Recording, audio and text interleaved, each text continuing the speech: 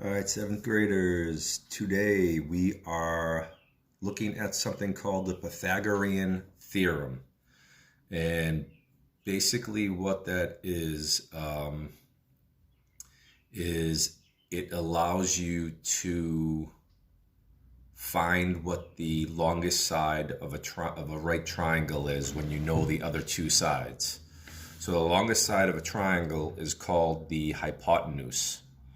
And here, the hypotenuse is labeled as C, and we have values of 3 for the shortest side, 4 for the other side, and the hypotenuse is unknown.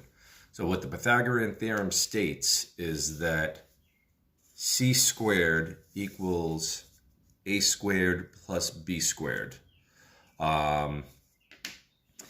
And the crazy thing, and that's something that you just have to accept. You don't have to say, well, why is that? That is just something that mathematicians, hundreds of years ago, thousands of years ago, they used to love math so much that they would just basically sit around and study shapes, figures, constellations, the galaxy, and they'd be able to basically come up with math theorems and concepts that are, basically always work. It's kind of fascinating. That always fascinates me about math is that people actually thought deeply enough to actually think about this stuff. So this is one of those things, one of those fascinating things that somebody figured out, and the name of the mathematician that figured this out, his name was Pythagoras. That's why it's called the Pythagorean Theorem. So basically, C squared equals A squared plus B squared. You'll be hearing this a lot more in future math classes that you take. So here's the example. Again, this is another example where you just, you're given certain values and you just plug them into a formula. So what we have here is we have C squared, which is unknown. And then we have A squared. So A is 3, so A squared would be 3 squared. B is equal to 4, so that would be 4 squared. So now we rewrite this as C squared is equal to 3 squared, which is 9, plus 4 squared, which is 16. If we want to, so we can add these together and get 25. If we want to isolate C and get it by itself, to isolate C squared, we'll take the square root of C squared to get C, and then whatever we do for one side we have to do for the other. So if we take the square on this side, we have to take the square of this side. So we added 9 plus 16, we had 25. We take the square of 25, we have C equals 5. So the longest side, and that actually makes sense because the longest side of this triangle would have to be a value that is greater than 3 or 4, which it is. Another thing to remember is the longest side of a right triangle is always the side opposite the right angle, which is this right here.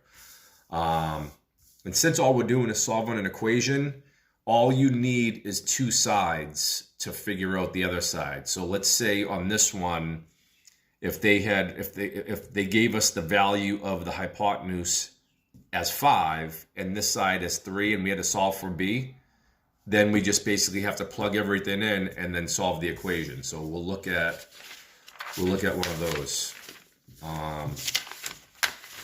So let's say we have, and these have to be right for this formula to work. They have to be right triangles. So there's my right angle.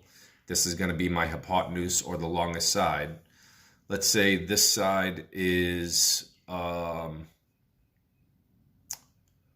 we'll call this side 6. We'll call this side 9. And we'll solve for this side. Actually, let me say this side is 10. We'll solve for the other side. So this is C equals 10. We'll call this one A, and then we're solving for B. And again, C squared equals a squared plus b squared is our formula. That's something that you don't have to figure out or think about. It's just something you have to accept as a theorem in math. So c squared, we know our hypotenuse is 10 squared. A squared would be 6 squared plus b squared. 10 squared would be 100 equals 36 plus b squared. Now we need to isolate b, so we're gonna subtract 36 from this side, subtract 36 from this side.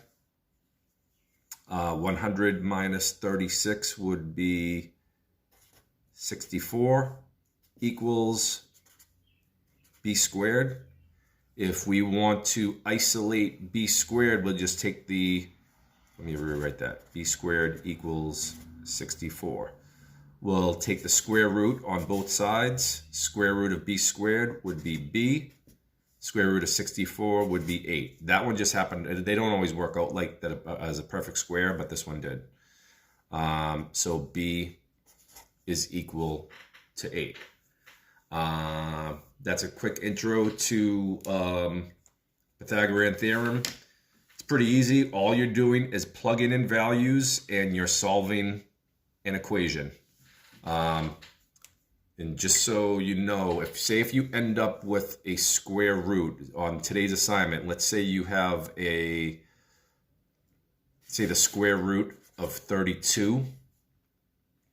32 is not a perfect square, but if we factor it, that's going to be, it's 8 times 4. So 8 is 2 times 2 times 2 times 4 would be 2 times 2.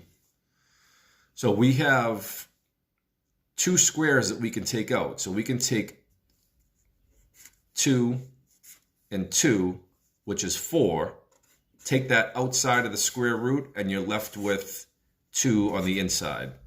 So you can leave it as a square root of 32, but if you really want to simplify it, you take out as many squares as you want. So we have 4 here. The square root of 4 is 2. We took that out. We have 2 times 2 is 4. Square root of that is 2. 2 times 2 is 4. We took that outside, and we were left with 2 on the inside. So look for, factor out number. If you don't come up with a perfect square, factor out to see if you can take anything on the outside of the square root and put that out there. I'm going to post your assignment in a couple of minutes on Google Classroom, and I will talk to you later. Bye-bye.